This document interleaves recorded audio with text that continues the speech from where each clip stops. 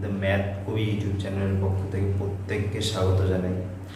আজ আমাদের এই ক্লাসের মূল উদ্দেশ্য হচ্ছে ইভেন নাম্বার এবং অড নাম্বারকে ডিসকাস করা।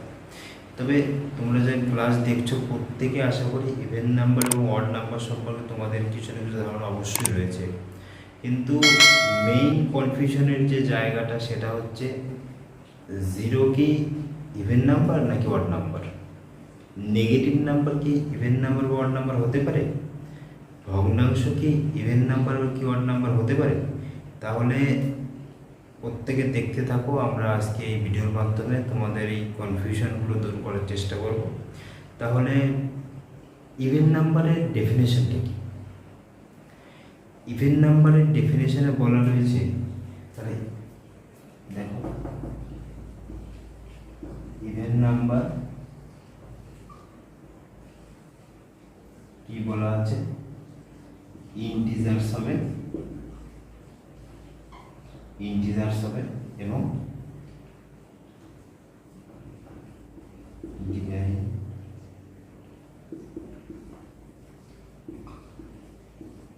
দুই দ্বারা বিভাজ্য।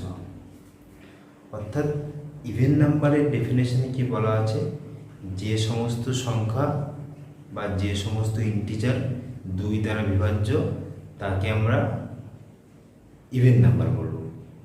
তাহলে অড নাম্বার কোনটা? যে সমস্ত ইন্টিজার দুই দ্বারা বিভাজ্য নয় তখন তাকে আমরা অড নাম্বার বলব। তাহলে বোঝা গেল। তাহলে এবার ইভেন নাম্বার তাহলে কোনগুলো? Multiple of two. যদি সহজ বাংলাতে বলি আমরা, তোমরা দুইয়ের ঘরের টেবিল বা নামটা পড়া শুরু করো। 2 1 2, 2 2 4, 2 3 6, 2 4 8। তাহলে এই যে প্রতিটা তুমি নাম্বার পাচ্ছ, তাহলে এই প্রতিটা গুণিতক যে নাম্বার তুমি পাচ্ছ, এই নাম্বারগুলো প্রতিটা দুই দ্বারা বিভাজ্য কিনা সেটা খেয়াল করো। তাহলে এরা প্রত্যেকে দুই দ্বারা বিভাজ্য, তাই এরা প্রত্যেকে কি নাম্বার? Even number. যেমন 2 4 6 8 10 চলতে থাকবে। তাহলে কোনগুলো এছাড়া বাকি যে নাম্বারগুলো রয়েছে সেগুলো তাহলে অড নাম্বার হবে। তাহলে অড নাম্বার কোনগুলো? তাহলে দেখো 1 2 3 4 5 6 7 8 9। দেখো 2 4 6 8 যদি ইভেন নাম্বার হয় তাহলে 1 3 5 7 9 এরা কি অড নাম্বার হবে। তাহলে এরা অড নাম্বার হবে, অর্থাৎ এরা দুই দ্বারা বিভাজ্য হবে না। তাহলে এবার আমাদের কনফিউশনের যে জায়গাটা ছিল সেটা হচ্ছে মূলত জিরোকে নিয়ে। তাহলে দেখো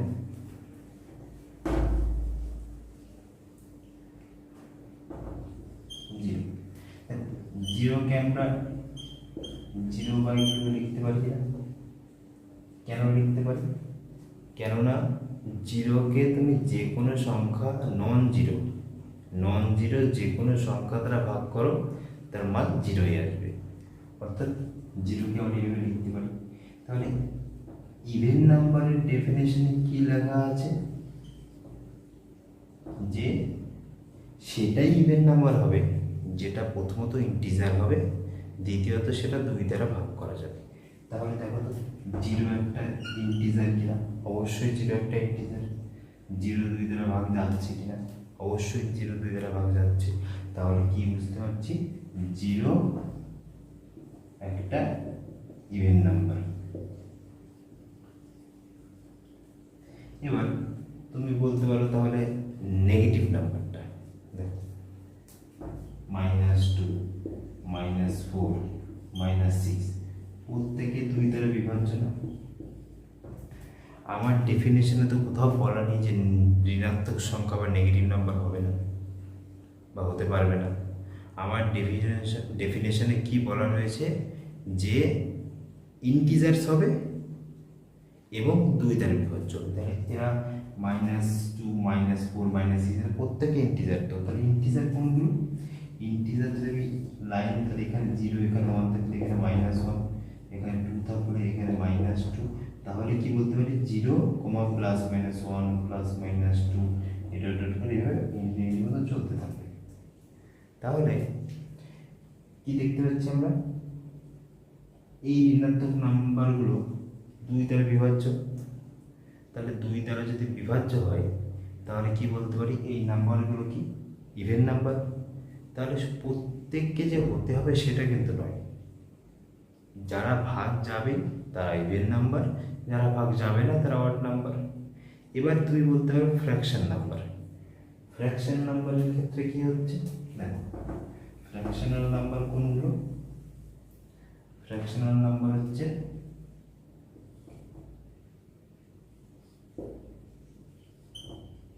a portion of whole part। অর্থাৎ এখানে কি বলতে পারছি, পুরো একটা গোল অংশকে আমরা 7টা সমান ভাগে ভাগ করি, তাহলে এইটুকু যদি দুভাগ হয় তাহলে এইটুকু কতটা হবে, 2/7, অর্থাৎ 7 ভাগের মধ্যে 2 ভাগ। তাহলে আরেকটা সংখ্যা আমরা কি ধরতে পারি, 2/, বা এটা দিয়ে আমরা বুঝাই। দেখো তাহলে তুমি বলতে পারো যে এটাকে যখন 2 দ্বারা ভাগ করব তখন কি লিখতে পারি, 2/7। এটাকে এইভাবে লেখা যায়, এটা কিছু নেই মানে নিচে 1 আছে, এইভাবে লেখা যায় 2 কাটা গেল 1/7। অর্থাৎ তুমি ইভেন নাম্বারের আরেকটা ডেফিনেশন কি বলতে পারো, 2 দ্বারা ভাগের আরেকটা ডেফিনেশন কি বলতে পারো, যে কোনো সংখ্যাকে 2 দ্বারা ভাগ করলে সংখ্যাটা দুটো সমান, বা সংখ্যা বা সেই জিনিসটা দুটো সমান ভাগে ভাগ হয়ে যায়। তাহলে আমি যদি 2/7কে আমি যদি 2 দ্বারা বা 2/7কে যদি আমি 2 দ্বারা ভাগ করি, তাহলে এটা 1/7 দুটো পার্ট হয়ে যাচ্ছে না, এখানে দেখো 1/7 প্লাস 1/7 অর্থাৎ 2/7 হচ্ছে। তাহলে দুটো সমান পার্টে ভাগ হয়ে যাচ্ছে, তাহলে তুমি বলতে পারো অবশ্যই ভাগ যাচ্ছে। কিন্তু আমাদের ডেফিনেশনে কি বলা ছিল, ইন্টিজার হতে হবে। এটা কি ইন্টিজার, এগুলো না, এগুলো ফ্র্যাকশনাল নাম্বার। তাহলে আমরা কি দেখলাম যে ইভেন নাম্বার আর অড নাম্বার কোনগুলো, ইভেন নাম্বার হচ্ছে প্রথমত কি হবে, ইন্টিজার হবে, আর কি হবে 2 দ্বারা ভাগ যাবে। আর অড নাম্বার কোনগুলো, যেগুলো ইন্টিজার হবে কিন্তু 2 দ্বারা ভাগ যাবে না। আর 0 কি তাহলে ইন্টিজার হলো, অবশ্যই 0 2 দ্বারা ভাগ যাচ্ছে, তাই 0 একটা ইন্টিজার।